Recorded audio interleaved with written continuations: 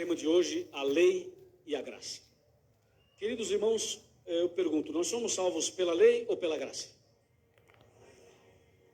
Hoje eu vou provocar tanto vocês vão querer bater em mim. Mas nós vamos brigar, vamos sair rolando no chão aí, sem nenhum problema. Somos salvos pela lei ou pela graça? Não fiquem bravos, que eu vou perturbar vocês, assim, no bom sentido, tá bom? Somos salvos pela lei ou pela graça? Então a lei foi abolida, certo? Como não? Se nós somos salvos pela graça, a lei não faz o menor sentido, certo? Errado? Somos salvos pela lei ou pela graça? Começa agora.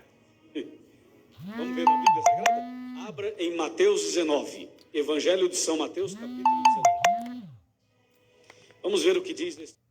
A primeira coisa que ele vai mostrar, o que eles se esquecem, e que as pessoas, por ler ou não ler, entendem que Jesus estava no templo da lei e que Jesus pregou para quem servia a lei. Aí no meio. Mateus 19, 16 e 17. Diz assim a palavra de Deus. Eis que alguém, aproximando-se, lhe perguntou: Mestre, que farei eu de bom para alcançar a vida eterna? Respondeu-lhe Jesus: Por que me perguntas acerca do que é bom? Bom só existe um. Se queres, porém, entrar na vida, guarda-os. Tá fraco? Guarda-os. Tá fraco? Guarda-os. Quais mandamentos Jesus se referia? Jesus estava no tempo da lei, né? Jesus se referia ao não consegue dizer isso aí. 10 mandamentos. Vamos lá. Então vamos pegar essa história que nós acabamos de ver. Jesus não estava falando para a gente, Jesus estava falando Esse alguém era um jovem muito israelita. rico. Ele aproximou-se de Jesus e perguntou: Senhor, o que eu tenho que fazer de bom para alcançar a vida eterna? Pergunta básica.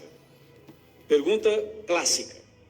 Aí Jesus diz a ele: queres a vida eterna? Então Jesus diz: bom só tem um, que é Deus. Mas se você quer a vida eterna, faça o quê? Alô? Faça o quê? Quantos mandamentos?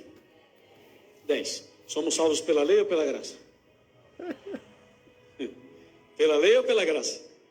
Mas Jesus não disse para o rapaz: guarda os mandamentos? Eu não sei como é que... Jesus disse assim: você quer... Gente, eu não consigo entender. Eu tô rindo porque eu não consigo entender como é que as pessoas ainda não saíram desses lugares. Não consigo entender. Porque o povo mentiroso se chama líderes. Você sabe por que eles mentem dessa forma? Tá vendo essa roupa que ele tá vestido aqui? É você que paga. Beleza? É você que paga. Tá vendo esse microfone que ele tá com ele na mão? É você que paga. E além de você pagar todas essas mordomias para esse tipo, ou para essas qualidades, como Jesus disse lá em João 10, 10, que o ladrão entra no curral das ovelhas, e depois que entra diz: as ovelhas são minhas, porque as ovelhas deram ouvido a esse tipo de pessoas. Beleza? Aí você que paga. Quando a gente vai lá para o Antigo Testamento, Deus dá a mesma referência, Deus trabalha da mesma forma em João 10, Jesus fala. Quando você vai para o Antigo Testamento, Deus manda os profetas e até os pastores e dizer: vocês estão comendo a lã das ovelhas. Aí eu vejo aqui uma mentira que... Qual é a mentira? Ou a negação deles? Qual é a negação que eles negam? A adventista nega literalmente. A adventista nega literalmente que Jesus levou o pecado. Se Jesus não levou o pecado, então significa dizer que a seta que indica que o homem é devedor está lá. E se Jesus não levou o pecado, então significa dizer que mesmo essa seita diabólica aqui, ela está errando. Por que ela está errando? Porque ela não está levando nenhuma rolinha, nem um bode, nem um boi, nem um carneiro para fazer o sacrifício. Então significa dizer que eles estão corrompendo a própria lei que eles seguem. Vocês já pararam para pensar isso? Se vocês estão vivendo na lei ou querem vivenciar esta lei, tem que vivenciar ela toda por completo. E quando Jesus, ou quando o jovem rico fala, o que farei eu para herdar a vida eterna? Antes de Jesus vir e pregar, e começar a pregar, não se havia pregação sobre a vida eterna. A pregação que se havia era lia-se o que estava escrito anunciando que viria um, ou senão quando lesse nas maravilhas de Deus. Né? Não é assim? Então, todo sacrifício que havia na lei não era para salvação, não era para vida eterna. Toda liturgia, todo sacrifício que havia no Antigo Testamento, ele sempre foi terreno e sempre será terreno. Por que será terreno? Porque na Antiga Aliança é o homem quem faz. É o homem quem trabalha, adquire o dinheiro, aí comprava o animal e levava para o sacerdote, e além de sacrificar, ainda alimentava o sacerdote e se alimentava também com a mesma carne.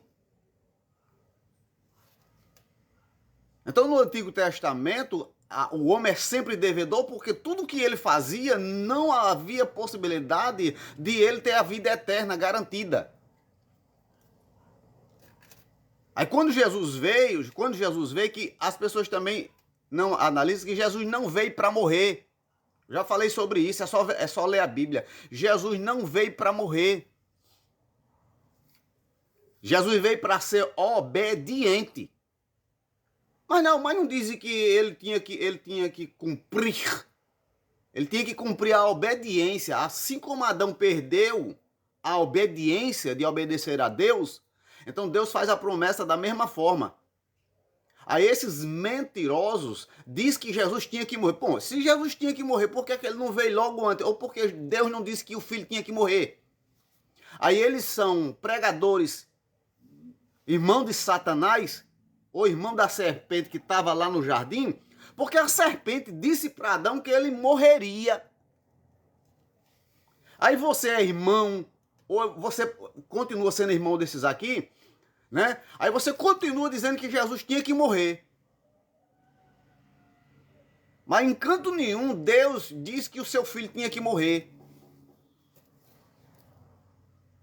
Mas vamos voltar para cá. Então esse tipo aqui, como eu já falei, eles têm que entender. Por isso que eu digo, enquanto não entender, enquanto não fizer a separação do antigo e do novo, não vão entender nada, nada mais nada mesmo. Mas eu vou dar uma palhinha. O que é o antigo? É roupa velha. Que não se pode usar porque ela estraga. Quando a gente se mexer aqui, ela vai abrir aqui, ela vai rasgar nas costas.